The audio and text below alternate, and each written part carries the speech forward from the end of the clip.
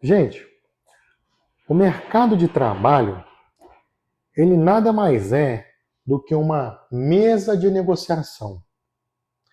E nessa mesa de negociação é uma equação multifatorial, onde os principais elementos dessa equação são o empregador, o Estado e o empregado.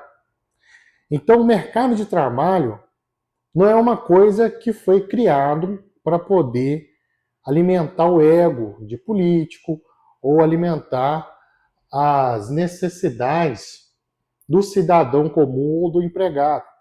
O mercado de trabalho é uma mesa de negociação, né, com N fatores além desses aqui. E quando a gente senta numa mesa de negociação, né, quando a gente senta para negociar, a gente tem que saber o que a gente está procurando. Se você está procurando uma negociação de vantagem ou você está procurando uma negociação justa. Então, quando você entra numa negociação com vários fatores, né, o ideal é você procurar uma negociação justa. Por quê? O empregador, ele entra na mesa de negociação com várias exigências. O Estado, ele entra nessa negociação com várias exigências. E o empregado também tem as suas exigências. Mas o empregador, ele pode ser flexível em alguns pontos, o Estado também pode ser flexível em alguns pontos, e o empregado também. O empregado, ele tem que entender que ele senta na mesa de negociação como um ponto fraco. O Estado tem que sentar na mesa de negociação entendendo que ele é a bota de cimento. O governo é a bota de cimento, é o peso morto dessa equação. Né? E o empregador é o doido, que resolveu pegar dinheiro e investir, correr risco, num lugar que todo mundo se ferra. Então, o que acontece?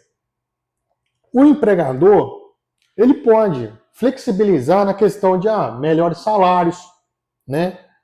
Se você senta na mesa de negociação onde você pede melhores salários, melhores condições de trabalho, né? Plano de carreira, né?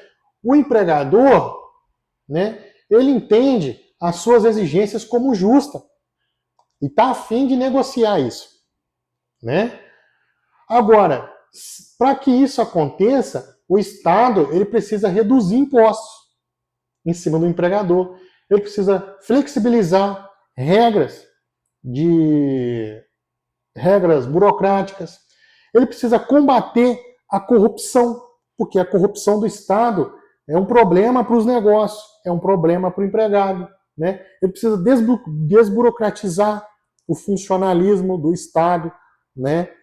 Para que as engrenagens do mercado funcionem de maneira mais livre, mais azeitada, né? E o empregador e o empregado, ele precisa buscar qualificação, precisa buscar experiência, ele precisa se tornar uma pessoa mais disciplinada, ele precisa descobrir em qual fase da vida profissional ele está. Porque se você nunca teve um emprego, nunca foi empregado, né? Nunca trabalhou em ninguém, nunca com ninguém, não tem experiência, você dificilmente vai encontrar uma vaga de emprego de CEO. Você não vai encontrar uma vaga de CEO, você não vai encontrar uma grande salário. Você precisa ganhar qualificação, você precisa ganhar experiência, e para que você faça isso, você precisa diminuir, né, as suas exigências, né, para poder ganhar qualificação. Porque se você está nessa condição de empregado, está lá no subemprego, né, é porque você precisa do emprego para subsidiar a sua moradia, a sua educação, a sua alimentação. Porque se você não conseguir subsidiar a sua moradia, a sua educação, você vai transferir essa responsabilidade sua para o Estado. Aí o Estado precisa arrumar uma maneira de te dar moradia, te dar comida, né? E outras coisas. E por aí vai. Então o que acontece? O empregado, ele tem que entender que a única razão da existência do Estado é o controle das externalidades. O que é externalidade? A fome, os desastres naturais, né? A violência, o lixo, né? Essas coisas, né? Você não pode, não tem como você transportar, né, para o indivíduo essa responsabilidade, ou para as empresas privadas essa responsabilidade. Então, a gente, o Estado, ele tem que cobrar do empregador um dinheiro justo, do empregador e do empregado, um dinheiro justo para cumprir a função dele, e não de outras coisas, né?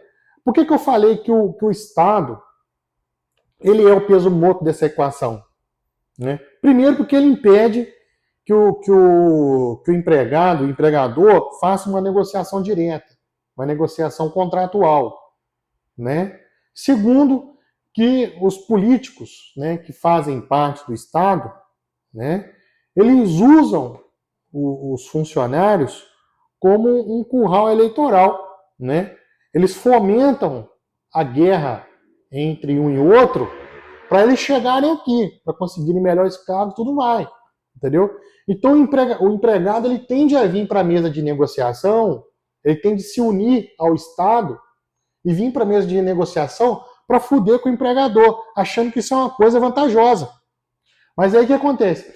O empregador, ele é um empreendedor, ele é um controlador de risco.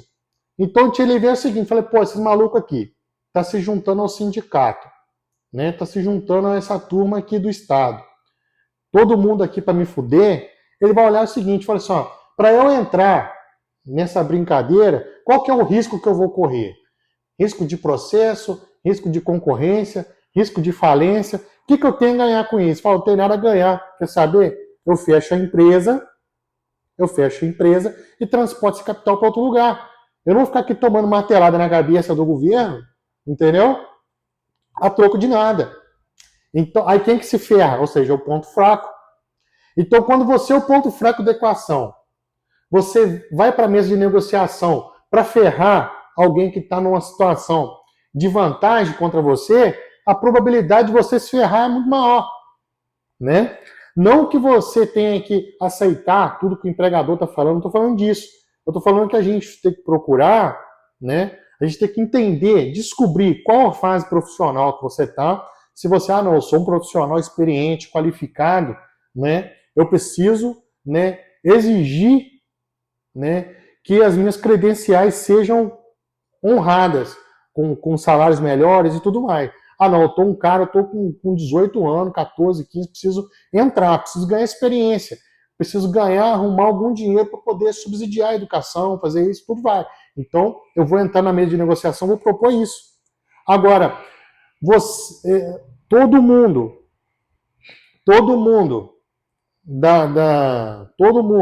se unir com o governo para foder o empregador, achando que essa mesa de negociação que vai se tornar uma coisa vantajosa para quem está aqui embaixo no pé da pirâmide, você está muito enganado. Entendeu? É muito pior, porque esse cara aqui está negociando uma situação de vantagem. Qual que é a vantagem dele? A vantagem dele é sair do jogo. Ele pode sair do jogo, né, sem se preocupar com moradia, educação e alimentação. O Estado, ele não tem esse problema, né? O Estado, ele vive do pouquinho de cada um. Ele pega do empregador, pega do empregado, ele pega de todo mundo, né? Então, o salário dos caras aqui tá dia 5 lá tá na conta, né? Os únicos caras que tem que lidar com a eventualidade é o empregado e o empregador. Porque se o empregador não vender, não tiver lucro, ele quebra, né? E o outro, se não tiver salário, ele não tem o que comer. Mas o governo, se você não pagar imposto, você vai preso. Se você não pagar pensão, você vai preso. E por aí vai, né? Então, esse problema, o mercado de trabalho, né, ele é uma mesa de negociação multifatorial, em que a gente tem que entrar nela, né, e procurar uma negociação justa. Entender quais são as exigências que o empregador tem, né, e quais são as flexibilizações que ele pode fazer, e o Estado também, né? Porque o cara não pode só correr risco, né? O Estado não pode só arrancar dinheiro e não ter que entregar nada, porque não, é muito fácil o Estado falar, não, você tem que pagar imposto porque eu tenho que construir estrada, não sei o quê, fazer isso, fazer aquilo. Mas cadê as estradas? Cadê o controle da fome? Cadê a saúde? Cadê o controle da violência? Cadê? Onde estão as evidências que comprovem que 50% de tudo que é produzido nesse país tem que ser dado para o Estado, né, para essa porra funcionar? Então, tipo assim, é justo chamar o governo de peso morto dessa equação, né? Enfim, e as exigências do empregado, entendeu?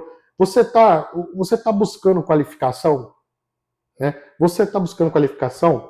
Você está investindo na sua experiência no trabalho, né? Porque, não, você precisa de experiência no trabalho. Você precisa aprender a contratar pessoas, demitir pessoas. Você precisa aprender a trabalhar em grupo. Qual é a sua relação com o grupo? O que você tem a entregar para o grupo, né? Você sabe onde você está agora na carreira? Ou você teve uma carreira falida? O que você tem que entender. Fala assim, olha, eu estou agora aqui no Burger King, mas meu foco é ser médico. Então, trabalha, entrega o que é justo, dê a César o que é de César, pega o seu dinheirinho ali, é pouco, é suado, guarda ali, investe na sua educação e pula fora dessa porra se você não quer. É assim que funciona, né?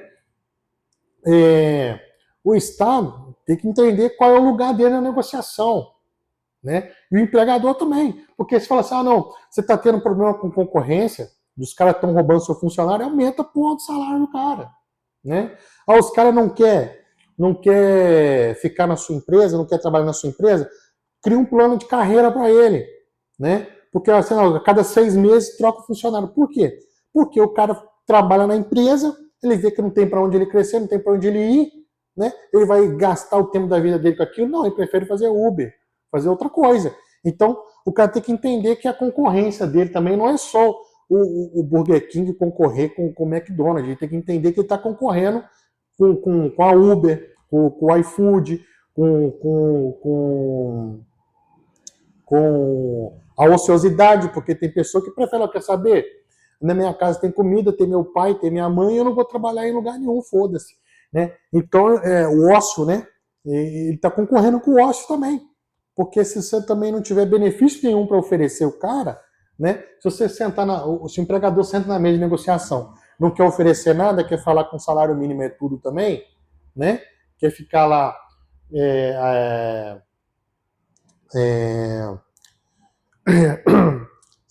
quer ficar na mesa de negociação sem apresentar oferta nenhuma, fode. Porque aí o que acontece? É isso que eu estou te falando.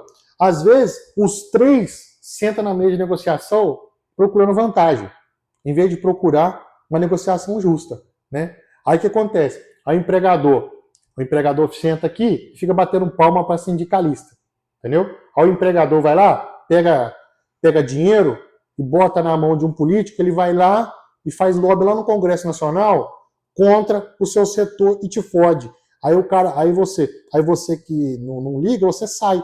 Mas você ferra o outro trabalhador que está lá há 10, 12 anos naquele setor, né? Então, eu acho que a gente tem que procurar sentar numa mesa de negociação e procurar uma situação justa, né? Porque sempre que você vem para cá, não, eu puxo para cá, aí o governo puxa para lá, ele puxa para lá, entendeu? Quem se ferra vai ser quem sentou na mesa de negociação numa condição de desvantagem. O governo sempre entra com nada a perder. O que ele ganhar é lucro, porque ele não produz nada, né? O empregador, o empregado, ele entra lá, ele entra na mesa de negociação, né, com a ideia de suprir as necessidades básicas dele. E o outro entra com o risco de te contratar em troca de um dinheiro que ele pode ou não ganhar no futuro. Então, ou seja, o único que corre risco é o empregado, o empregador e o empregado, né? Ou seja, a bota de cimento é o governo, porque ele não corre risco nenhum de nada, né? Enfim, tenhamos isso na cabeça.